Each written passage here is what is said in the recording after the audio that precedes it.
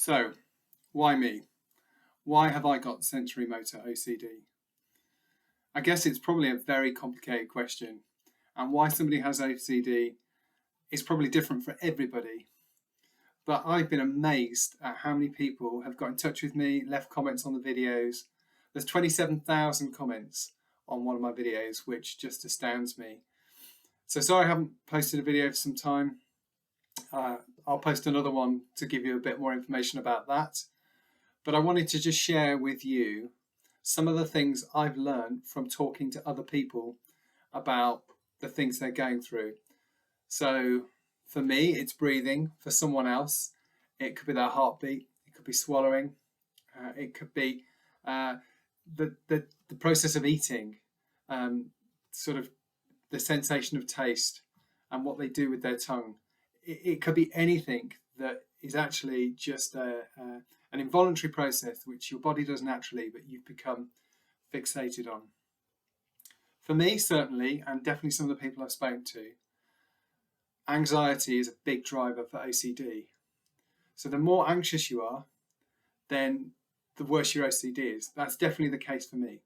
So my anxiety's up, my OCD gets worse. And if my anxiety gets out of control, my OCD gets out of control. And then all of a sudden, I've gone from just worrying about whether the door's locked to thinking that I need to think about breathing. So what were the common factors for myself and all the people I've spoken to? Well, I think there's two things. There's stress and there's trauma. And then if you've got stress and trauma, you've got anxiety. Any of those things can create anxiety, just stress on its own or trauma. But I've certainly spoken to a lot of people who've had a combination of stress in their life right now and some trauma in their past.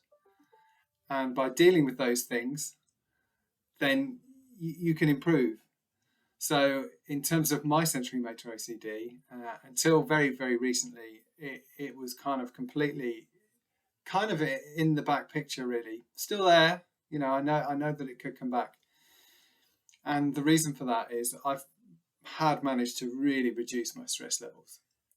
So I spoke to somebody who started a new job, very, very stressed. All of a sudden, they've got this thing they didn't know what it was before.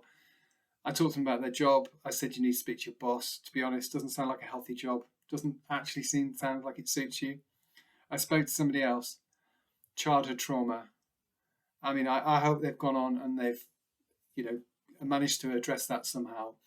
And I felt that clearly that was a big driver for their anxiety, which in turn drives the OCD.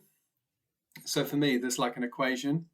You've got stress plus trauma equals anxiety equals OCD. The higher the anxiety, the worse the OCD. And if your stress bucket overflows and it gets out of control, then your OCD is out of control. And the process of calming that back down can take quite a long time. So what I need to do is get better at spotting the warning signs. Because when my anxiety gets out of control, I'm like, oh, I could have seen that coming. Oh, surely, oh yeah, I knew.